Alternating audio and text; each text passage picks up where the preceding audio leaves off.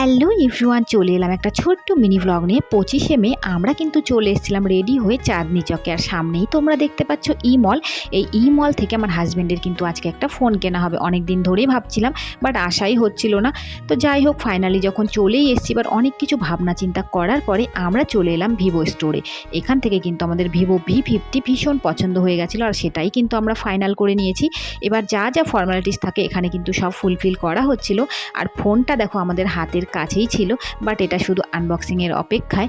তার আগে চলো তোমাদের স্টোরটা একবার ঘুরিয়ে দেখিয়ে দিই। পুরো স্টোরটা দেখো, একই স্টোরের ভেতরে সমস্ত কোম্পানির ফোন তোমরা কিন্তু এখানে পেয়ে যাবে।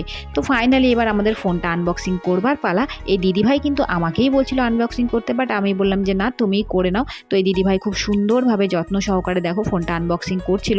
তো ফাইনালি ছিল এটা আমাদের ফোন। দেখো কেমন হয়েছে অবশ্যই জানিও। সাথে কিন্তু একটা চার্জারও দিয়েছে।